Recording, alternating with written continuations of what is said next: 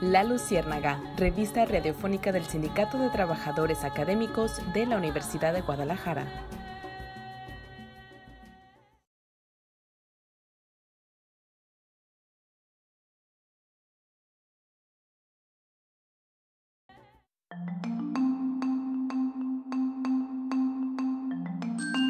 ¿Qué tal, amigos? Muy buenos días. Ya estamos en La Luciérnaga, revista radiofónica del Sindicato de Trabajadores Académicos de la Universidad de Guadalajara.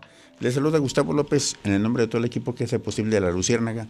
Muchas gracias a Eder Lepe, César Hernández, Jaime Napoleón, Andrea Mateos. Muchas gracias por su colaboración para hacer este programa de La Luciérnaga. Y desde luego José Luis Vázquez, que nos ayuda a navegar a través de esta nave que circula por las ondas hertzianas de toda la zona metropolitana de Guadalajara y más allá. Ha estado siendo bastante frío en estos días. Ha sido un clima de repente en la mañana muy frío, Andrea. Así es demasiado bajas las temperaturas que se han presentado aquí en la ciudad de Guadalajara. Así es, y a mediodía y en la tarde un calor tremendo, ¿no? Así es, casi ya de verano, ¿no? Se siente.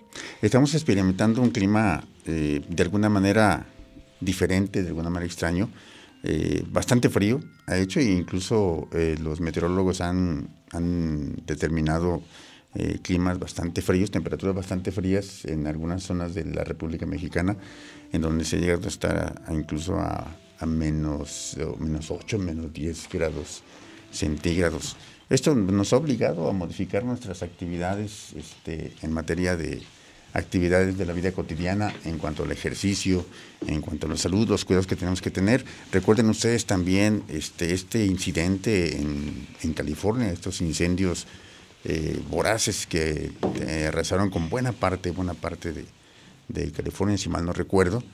Y bueno, pues para hablar de esto, precisamente del cambio climático, del clima, de las adversidades y de qué nos espera con este asunto del cambio climático, tenemos como invitados, y le doy la bienvenida y los buenos días a la doctora Aida Alejandra Guerrero de León. Doctora, ¿cómo está? Buenos días. Hola, buen día, Gus. Muchas gracias por la invitación, Gustavo, a todo tu auditorio. Buenos días. Es un gusto tenerlos por aquí. También tenemos al doctor Hermes Ulises Ramírez Sánchez. ¿Cómo está, doctor? Buenos días. Muy buenos días, Gustavo. Muy bien. Qué bueno tenerlos por aquí para platicar, porque bueno, hay dos grandes tópicos que nos tienen a mucha gente así como en alerta, como pensando qué va a pasar. Por una parte está el cambio climático y por otra parte está, bueno, qué consecuencias va a tener este asunto del presidente norteamericano que se sale del Pacto de París. Pero vámonos por partes, ¿qué les parece? Primero les doy la bienvenida, les agradezco que estén mucho platicando aquí con nosotros sobre este tema, que sin duda es un tema cultural importante, que tiene que invitarnos a modificar nuestro comportamiento y algunas prácticas tanto individuales como sociales. Vamos empezando. ¿Quién me quiere ayudar a definir qué es esto del cambio climático? Bueno, el cambio climático habría que ponerle el apellido completo. Ajá. Se llama cambio climático antropogénico. ¿Por qué? Generado por el hombre. Generado por el hombre. ¿Por qué? Porque a través de la historia de la Tierra siempre ha habido cambios climáticos, pero esos cambios climáticos han sido por procesos naturales y que han durado entre cientos y miles de millones de años. Y lo que estamos viviendo hoy en día es un cambio en los patrones del clima, háblese temperatura, precipitación, humedad, viento, etcétera, etcétera, pero que está siendo provocado en apenas dos siglos. Y eso es provocado básicamente por el ser humano a través de las actividades que realizamos todos los días, que estamos contribuyendo a incrementar el efecto invernadero, producimos calentamiento global y de ahí se produce toda esa serie de cambios que llamamos cambio climático. Estamos hablando entonces de que el efecto invernadero es la piedra angular de este cambio climático. El incremento. ¿Por qué? Porque el efecto invernadero también es un proceso natural hasta cierto límite. Cuando excedemos ese límite, entonces estamos aumentando ese efecto invernadero y es lo que nos da como resultado en la piedra angular de toda esta problemática. Esto tiene que ver, doctor, si mal no recuerdo, con la diatermancia. ¿Con las qué, perdón? Diatermancia. Según leía por ahí, espero estar bien informado, es la capacidad de la Tierra de recibir los rayos solares y de mantener una temperatura al interior de la Tierra debido a las diferentes de hecho, eso es el efecto invernadero. Normalmente el proceso natural es que nosotros recibimos radiación solar. Esa radiación solar tiene diferentes longitudes de onda. Normalmente tenemos 3 tipos básicos: infrarrojo, ultravioleta y luz visible. La que produce calor es la luz infrarroja. ¿Y qué sucede? Llega toda esa energía, interactúa con la Tierra y toda se convierte en energía infrarroja, que la mayoría tendría que volver a salir al espacio exterior, pero una pequeña parte, gracias a los gases que forman la atmósfera, queda retenida, y es por eso que tenemos las temperaturas agradables en este planeta de aproximadamente 15 grados Celsius. Si no existiera ese efecto invernadero, pues obviamente la temperatura sería mucho más baja. Estaríamos hablando de menos 18 grados más baja que 32 grados más baja que la actual, que estaríamos hablando de menos 18 grados Celsius por debajo del cero, en el cual no habría condiciones óptimas para el desarrollo de la vida. Estoy hablando promedios, ¿eh? Obviamente eso se puede ampliar si lo situamos en cada una de las diferentes regiones de nuestro planeta. Bueno, y sin duda alguna, el agua fue un factor importantísimo en este equilibrio del cambio climático, del efecto invernadero, doctora. Sí, claro.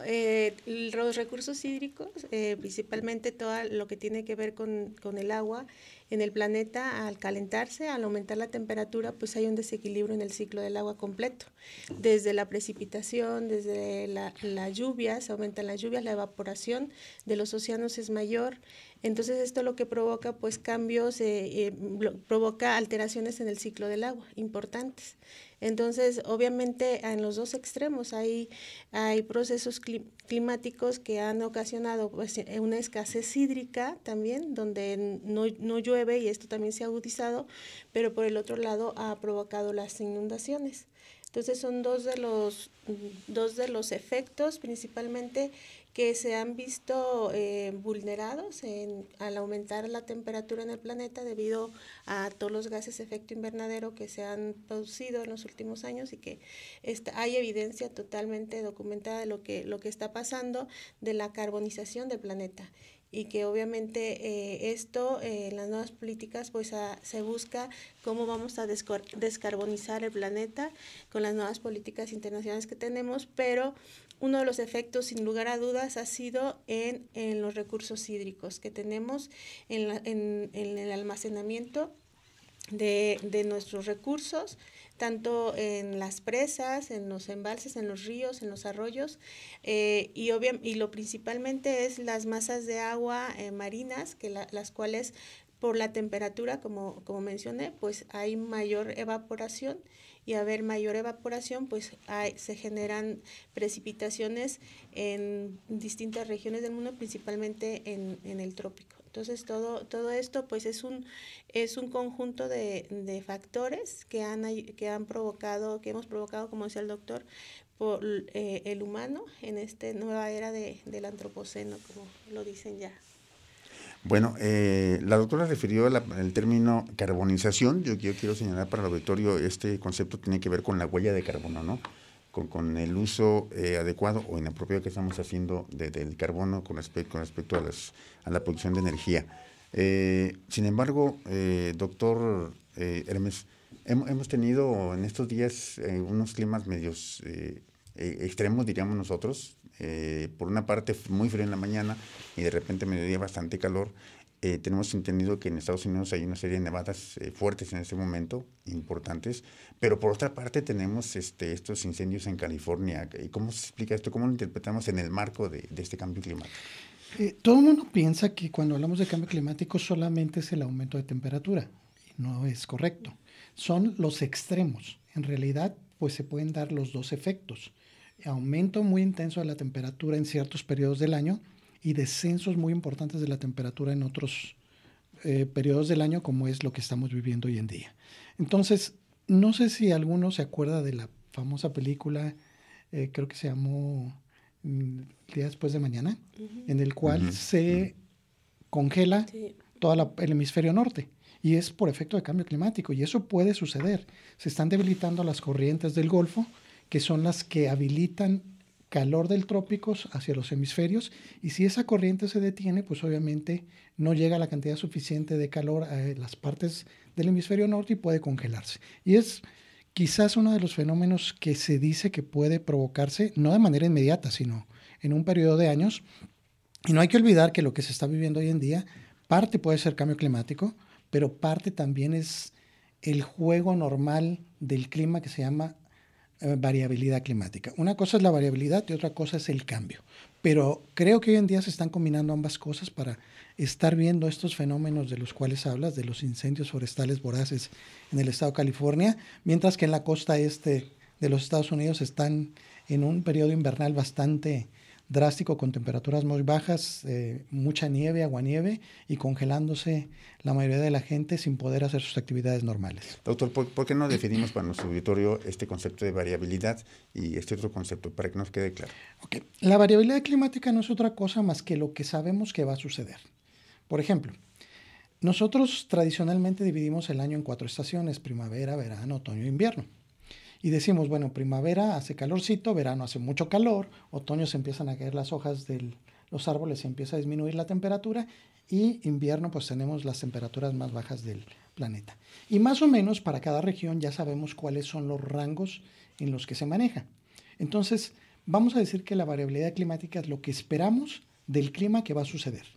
Y el cambio climático es aquello que no esperamos y que sobrepasa los límites considerados como normales dentro de la variabilidad climática. Esto resulta pues entenderlo con mucha claridad para entender la acción del hombre, precisamente sí, en esta. Y al final de cuentas tampoco alarmarnos de que existan una serie de fenómenos que son tradicionales, pero que yo siempre he dicho que los seres humanos somos animales de corta memoria. Se nos olvida muy pronto lo que pasó hace 1 año, hace 2 años, hace 5 años y más hace 10 años, ¿no?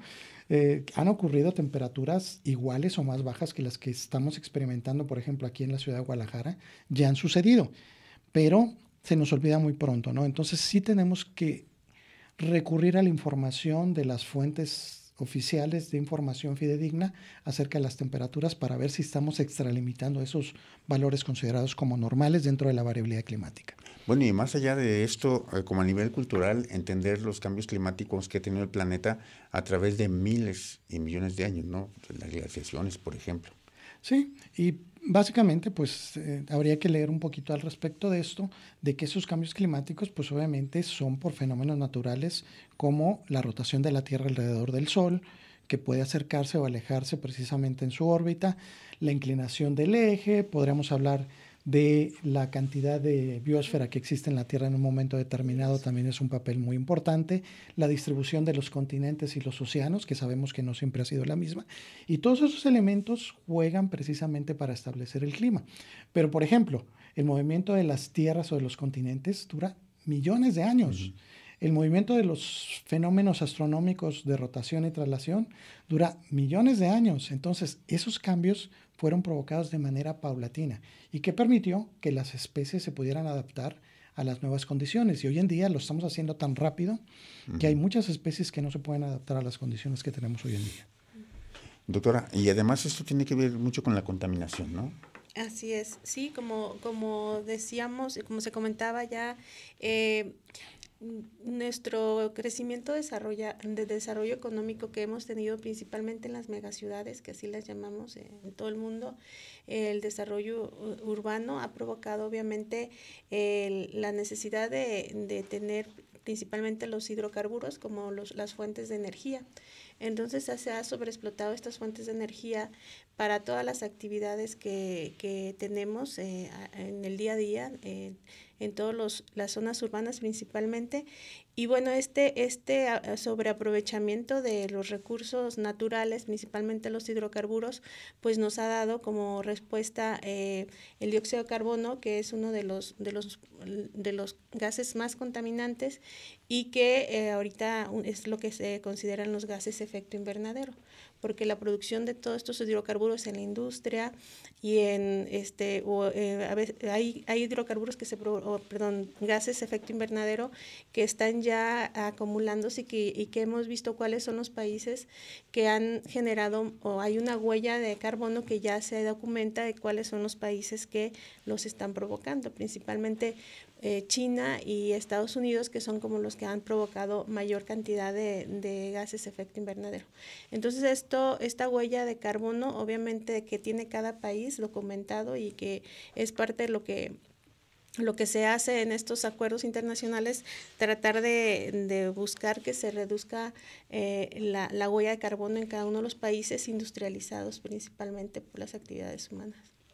Bueno, y aquí es donde entraríamos a otro tema, que el doctor Hermes comentó algo del Golfo, nada más no le pregunté si el Golfo de México o el Golfo de América.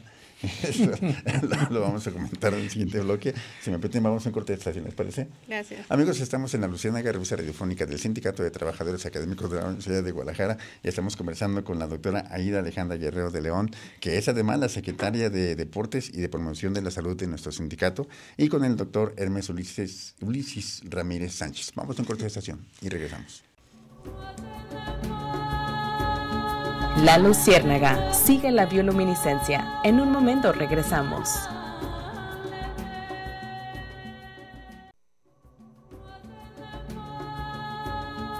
La Luciérnaga, sigue las bioluminiscencias.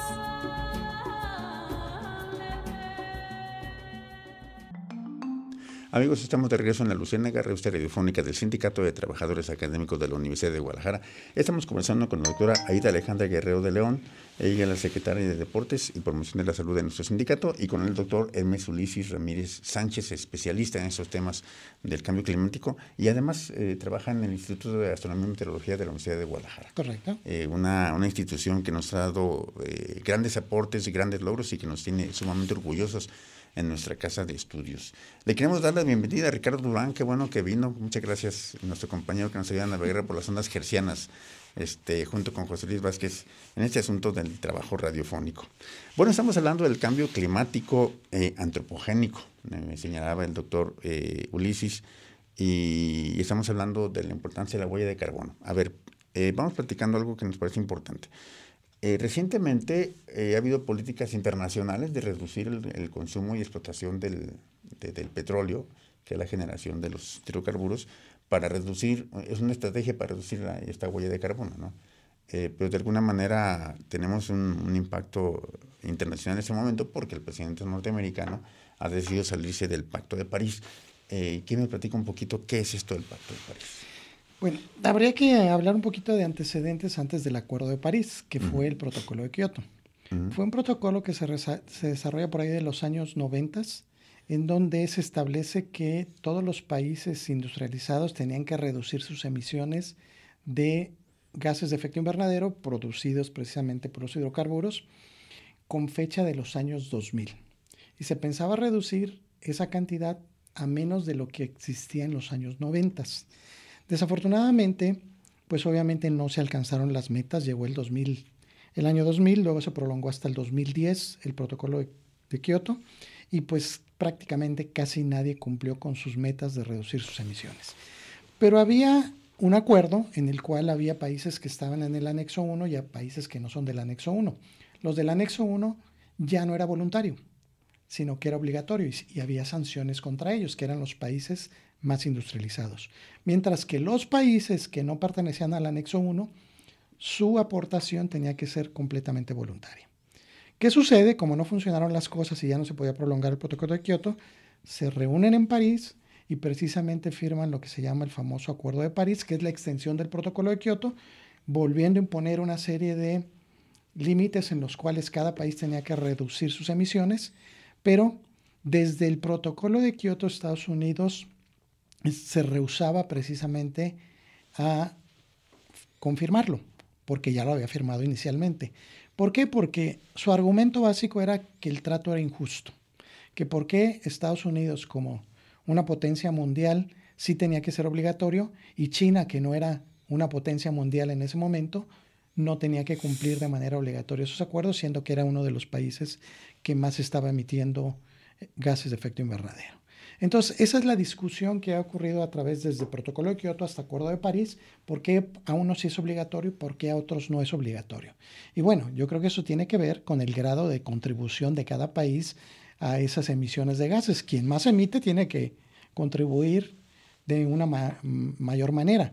Y eso como que no les queda claro a los países industrializados, no a todos, algunos como Estados Unidos, y desafortunadamente esta administración que acaba de iniciar en Estados Unidos siempre ha dicho que el cambio climático es una gran mentira, que los seres humanos no podemos influir en el clima de una manera tan determinante, que ellos van a seguir consumiendo hidrocarburos de una manera, vamos a decir, desordenada o desequilibrada, y que pues por eso se van a retirar, y se acaba de retirar precisamente del famoso Acuerdo de París. Tal vez eso es lo más importante, ¿no? Lo más importante es la determinación de continuar con la explotación de las fuentes de petróleo, a su vez generando este tipo de contaminación, ¿no? Cabe mencionar que Donald Trump, desde su primer periodo que estuvo en el 2017, él ya se había salido, él estuvo en desacuerdo, y entonces ahora solamente ratifica este desacuerdo, salirse. El problema es que algunos países pueden secundar o hacer lo mismo, dado que si para algunos países es un ejemplo en economía principalmente, porque ellos ven todo en términos económicos. El tener que hacer proyectos que tienen que ver con tener energías renovables, invertir en carros eléctricos, tener otros tipos de energías renovables, pues representa un gasto, un costo. Entonces ellos ya traen una economía que no han tenido que invertir, sino siguen ganando con las energías que tienen actualmente.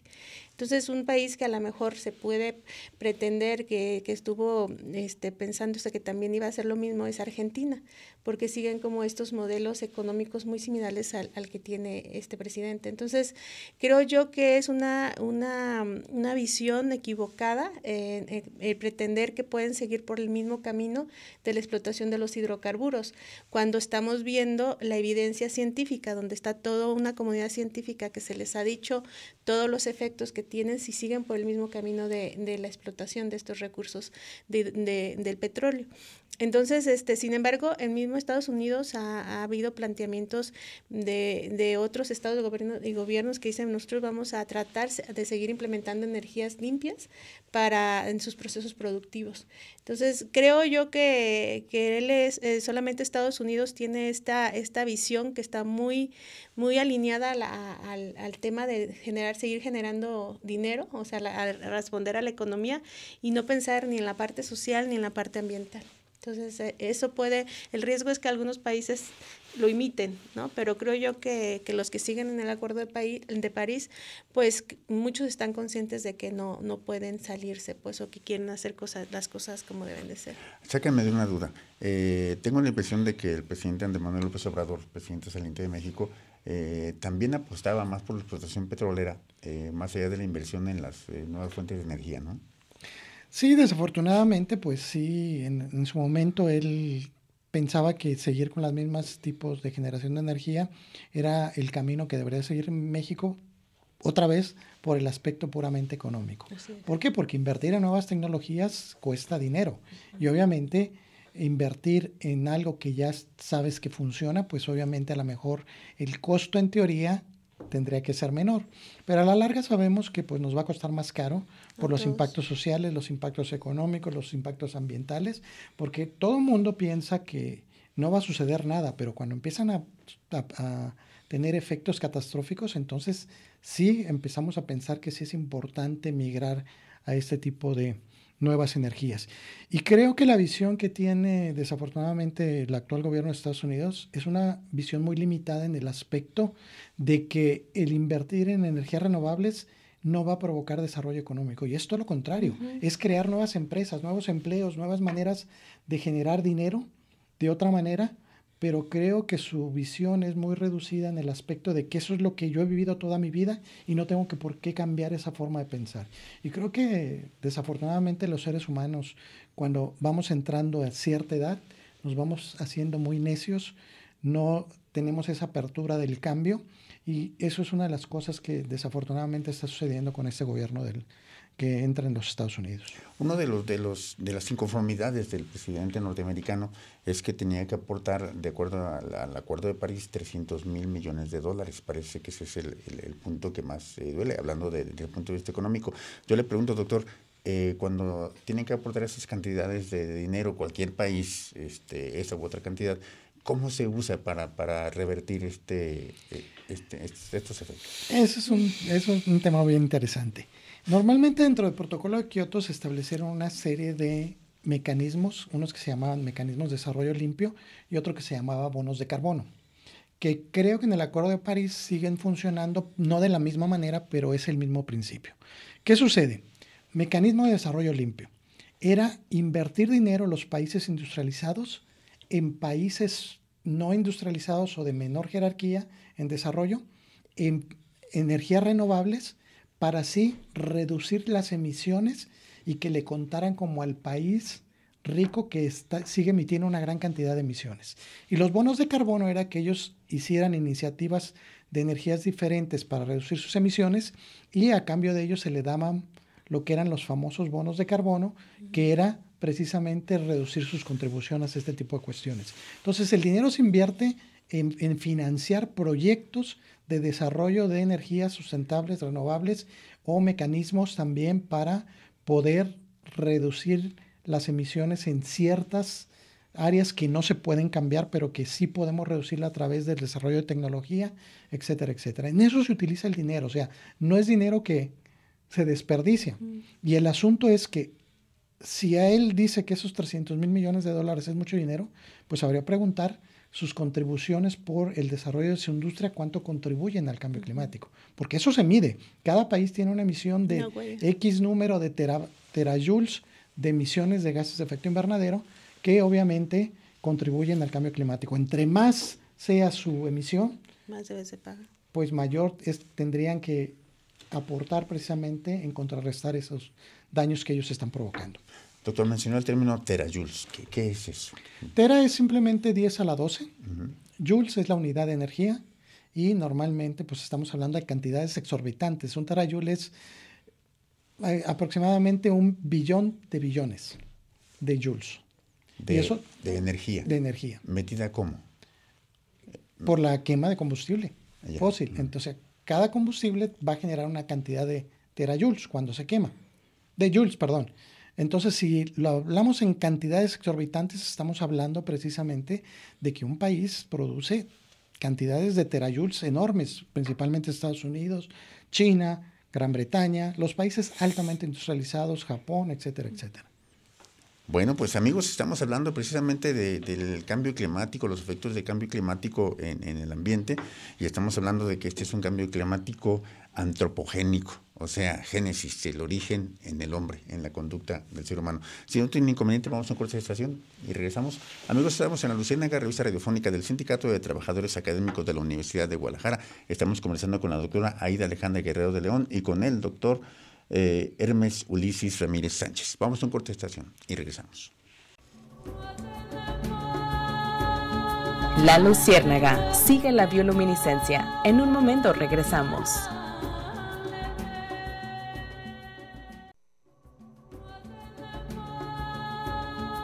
La Luciérnaga, sigue las bioluminiscencias.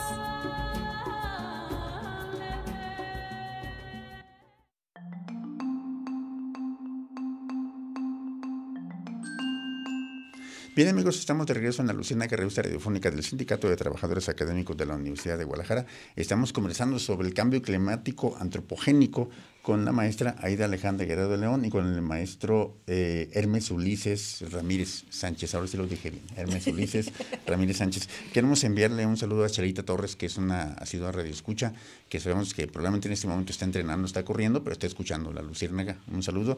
Y también un saludo a Vicky Velasco, nuestra joven enfermera del Centro Unitario de Ciencias de la Salud, que ni cuenta se da que la estamos saludando, porque nos da mucho gusto que haya ingresado a la carrera de enfermería ahí en el centro universitario.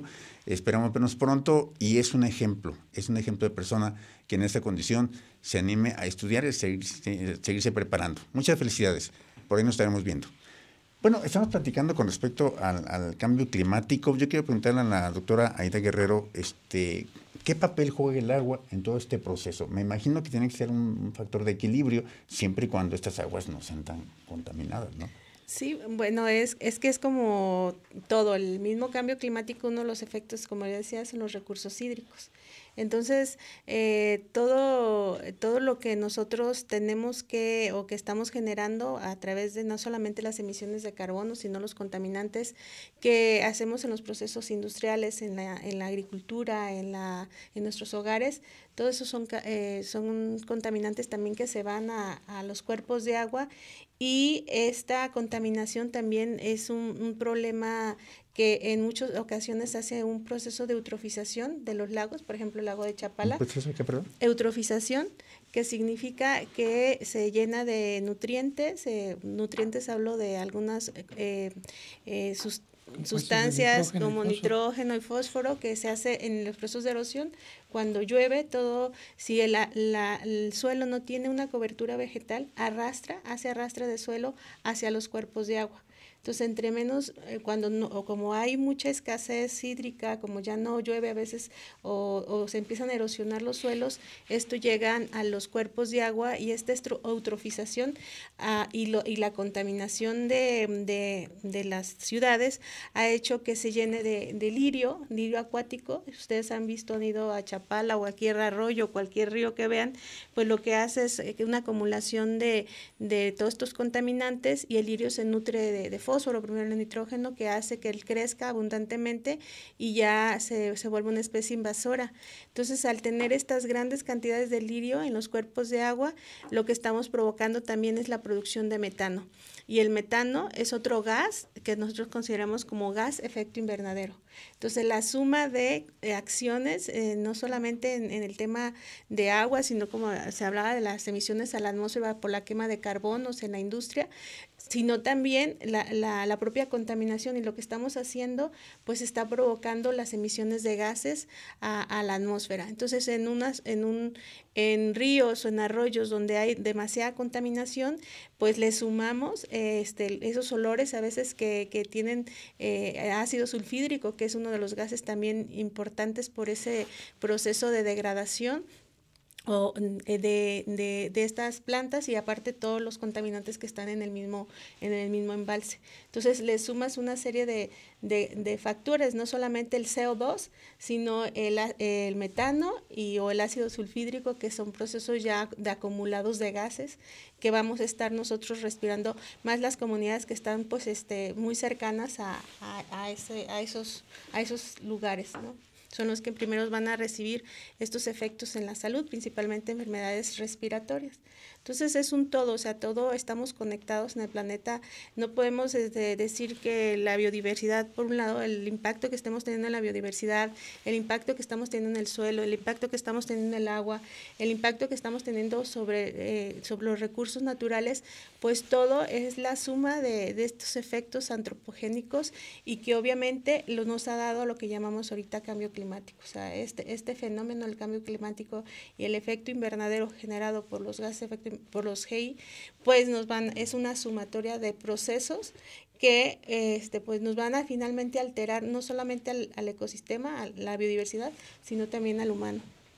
Definitivamente. Doctor, estamos hablando de gases de efecto invernadero. Hablamos de CO2, de metano, CH3, ¿y qué más? ¿Qué otros? Hay 6 gases de efecto invernadero básicos, que es el dióxido de carbono, el metano, los óxidos de nitrógeno, los óxidos de azufre y los clorofluorocarbonos y el ozono. Me faltó el ozono. Esos gases son los que están cubriendo nuestro planeta, ya conformando lo que llamamos la atmósfera. Pero los dos más importantes hoy en día son el dióxido de carbono y el metano. Y uno pensaría, el metano, pues la doctora habló de los cuerpos de agua que tienen eutrofización, pero hay muchas fuentes de metano, y el metano es un gas de efecto invernadero mucho más poderoso en absorber energía que el dióxido de carbono. Se dice que el principal es el dióxido de carbono por la cantidad que se emite, que es mucho mayor que la del metano. Pero, por ejemplo, los efectos de digestión de los rumiantes producen una cantidad de metano exorbitante. Los rellenos sanitarios producen una cantidad exorbitante de metano. Los arrozales producen una cantidad exorbitante de metano. Y pregunto yo, en este planeta, ¿quién no come carne y quién no come arroz? Y la cantidad de cultivos que se necesitan para poder alimentar a la población mundial, principalmente los países asiáticos, que su principal alimento es el arroz, pues es exorbitante y la cantidad de metano que se está produciendo hoy en día junto con los desechos que llamamos malamente basura, los rellenos sanitarios, pues están produciendo cantidades exorbitantes y nos tenemos que empezar a preocupar de una manera muy importante ahora por ese segundo gas de efecto invernadero que es el metano, que sigue incrementándose y que pues no hay manera de pararlo.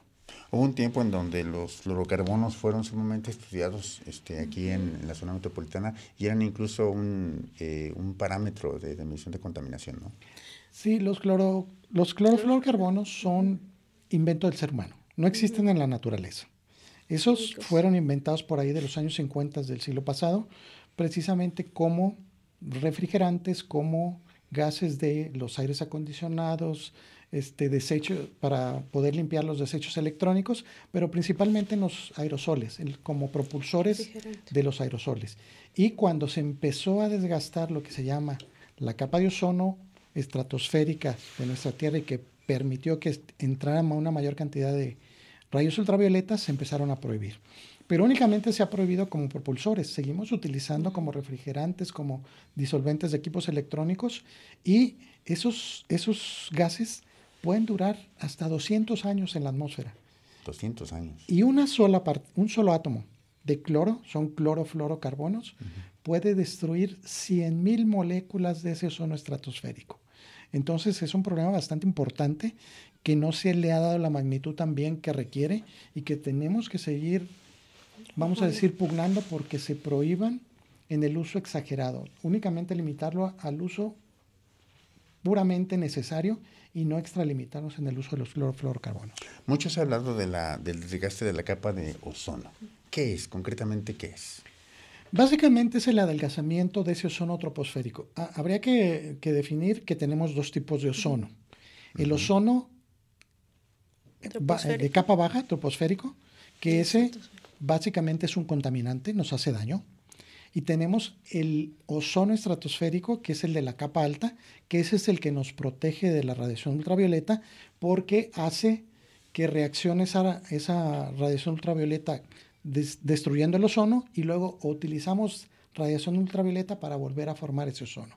Entonces, ¿qué está sucediendo? Que la velocidad de destrucción estaba siendo más rápida que la de creación y por eso se estaba adelgazando precisamente esa capa de ozono que está en la estratosfera.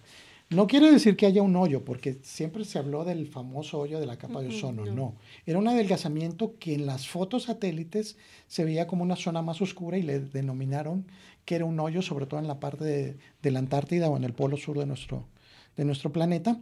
Pues decíamos que ahí teníamos un hoyo de la capa de ozono. No, era un adelgazamiento muy exagerado de esa capa y que estaba permitiendo mucha radiación ultravioleta, provocando ceguera, cáncer de piel, problemas de piel en las personas, porque la radiación ultravioleta B y C es muy dañina para la vida. Doctora, ¿qué acciones concretas se tienen que implementar para disminuir, contrarrestar un poquito todos estos fenómenos?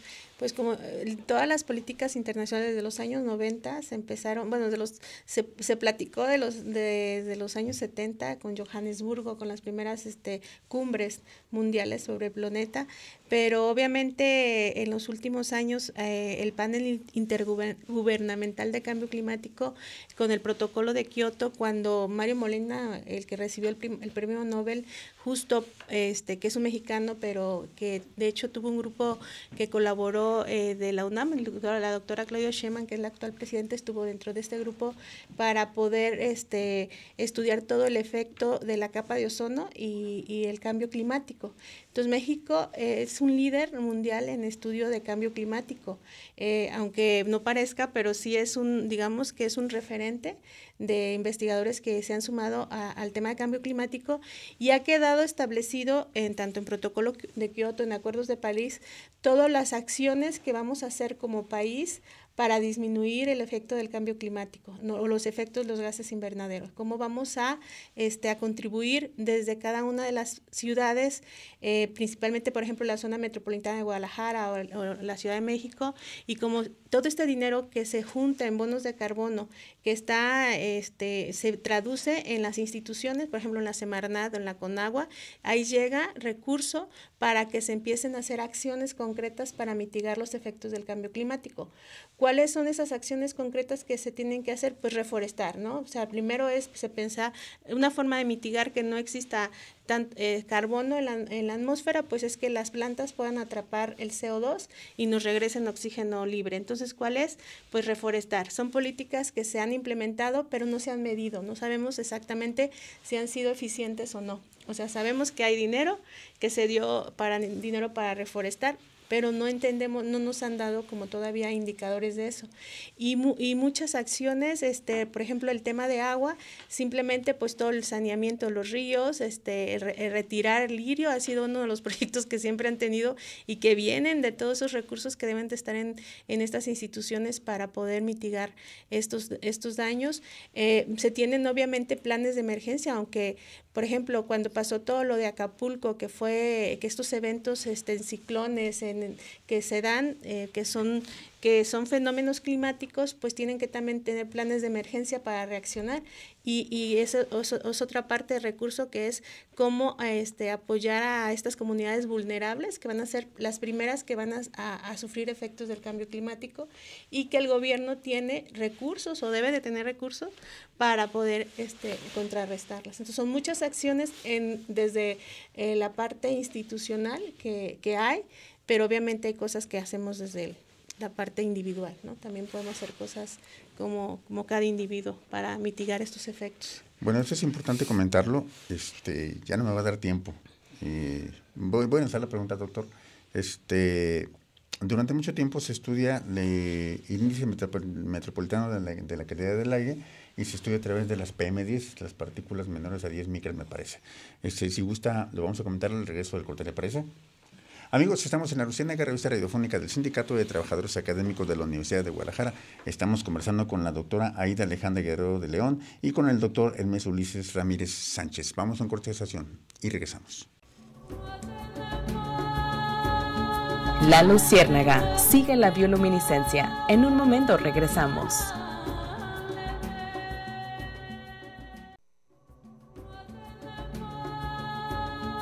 La Luciérnaga, sigue las bioluminiscencias.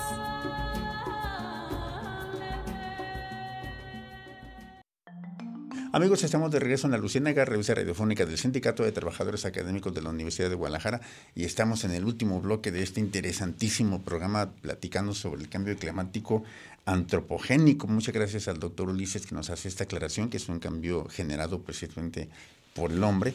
Y le estaba preguntando, doctor, con respecto a este estudio de las partículas PM10 y lo relacionado con el índice metropolitano de la calidad del aire, que en estos días ha estado malo. Bueno, tampoco a mí me sorprende mucho. Normalmente esta época del año donde empieza el periodo invernal y se prolonga hasta principios del periodo de lluvias, tenemos gran cantidad de precontingencias y contingencias ambientales en esta ciudad, precisamente por las famosas material particulado.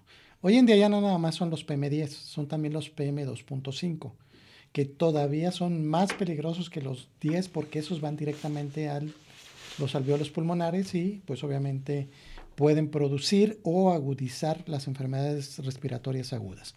Entonces, este índice pues es lo que llamamos el famoso IMECA, y hay un valor determinado para cada tipo de contaminante, porque no es el único, los PM10. En el periodo de verano se disparan las precontingencias y las contingencias ambientales no por PM10 ni por PM2.5, sino por ozono.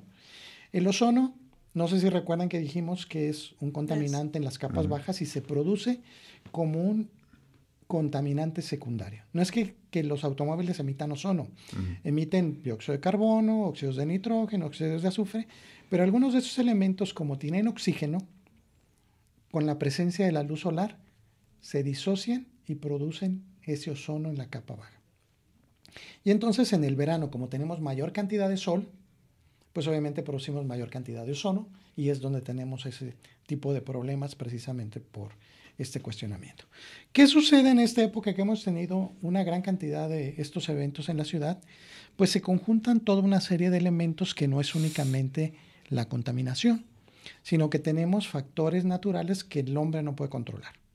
Por ejemplo, la zona metropolitana está en un valle semicerrado, que quiere decir que tenemos montaña alrededor, solamente tenemos una entrada de aire, pero no hay una salida natural.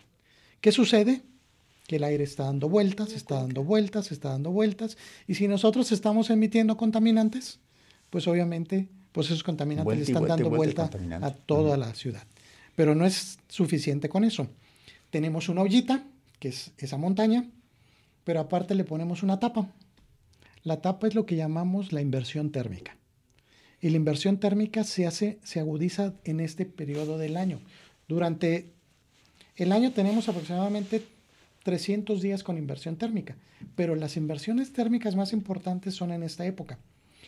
¿Qué quiere decir la inversión térmica? Que es una capa de aire caliente que está entre dos capas de aire frío y que no permite que el aire fluya de manera vertical. Entonces es como si a esa olla le estuviéramos poniendo una tapa y si le seguimos metiendo contaminantes, pues ahí tenemos la concentración de contaminantes, que ¿dónde va a estar? Principalmente en las zonas que se dan a la altura donde está la inversión térmica, Cerro del Cuatro. Las zonas más contaminadas de la ciudad es el cuadrante sureste de la ciudad, Miravalle, Tonalá, Tlaquepaque, y después de la montaña viene Santa Fe y Las Pintas. Las Pintas, ajá. ¿Qué sucede? Cuando rompe la inversión térmica, todo ese aire contaminado remonta a la montaña y baja al valle de Santa Fe y Las Pintas. Entonces, eso es lo que está sucediendo en esta época, que se combinan todos esos factores. Y queremos adicionarle uno más. Otro más todavía. Otro más. La velocidad del viento. En esta ciudad, el viento es considerado viento calma. ¿Qué quiere decir? Que no tiene mucha velocidad. Y por lo tanto, el movimiento del viento es lento. ¿Y qué estamos haciendo? Respirando un cóctel de contaminantes. Y desafortunadamente la gente tiene la mala costumbre de hacer ejercicio durante la mañana. Y es donde tenemos la concentración más alta de contaminantes. Hasta que rompe la inversión térmica 11, 12 del día, pues empieza a desalojar esa contaminación. ¿Y cuando hacemos ejercicio? 6, 7, 8 de la mañana, no sabiendo que lo que estamos respirando es un cóctel enorme de contaminantes que va a dañar nuestra salud.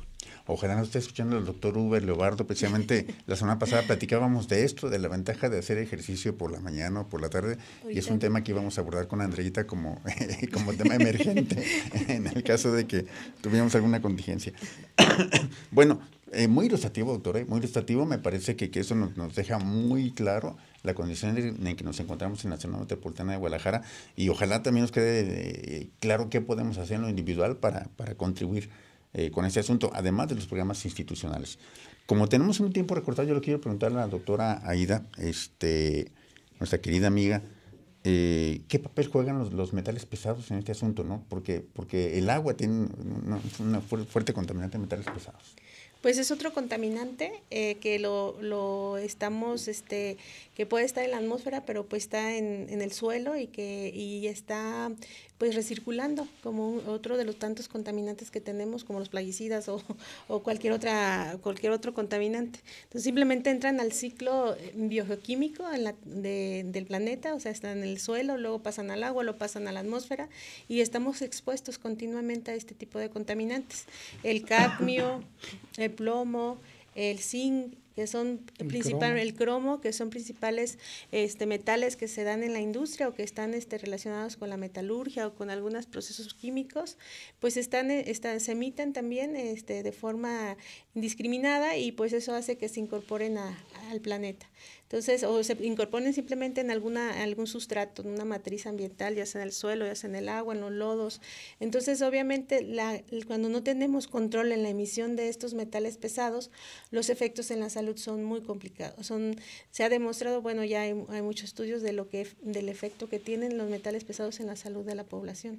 Entonces, es uno de tantos contaminantes, de la suma de todo lo que tenemos. Nada más para complementar rápidamente, hablábamos hace rato de las PM10 y todo el mundo se preocupa por las PM10, Pero hoy en día solamente medimos 6 contaminantes en la red automática de monitoreo atmosférico. Pero tenemos antibióticos, tenemos hormonas, tenemos metales pesados, tenemos plaguicidas, tenemos fungicidas, tenemos infinidad de cosas que están en el ambiente y no las medimos. ¿Y qué está haciendo? Impactando en la salud de la población, porque el que no sabe es como el que no ve. Y por lo tanto, pues estamos ingiriendo todo este tipo de cóctel de contaminantes. Decimos que lo que no medimos no lo podemos resolver. Aquello que no se mide y que no sabemos, no lo podemos resolver o tratar.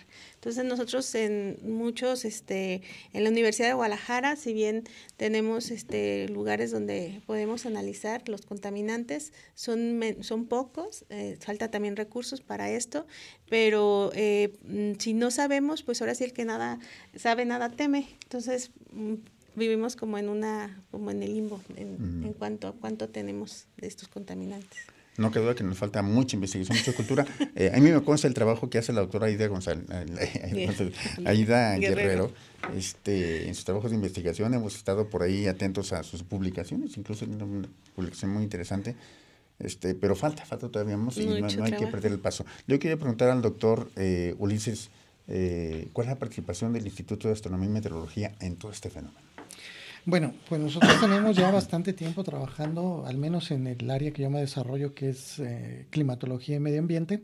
Pues obviamente trabajamos mucho sobre investigación de cambio climático, trabajamos mucho también en contaminación agua, aire, suelo, y pues ya estamos tratando de ingresar en algunas otras áreas de contaminación que no son tradicional, como la sonora y la visual, que parece que no son importantes, pero que también contribuyen de manera muy importante a trastocar nuestra calidad de vida en todos los ambientes, ¿no? Entonces el instituto pues es un referente en ese sentido.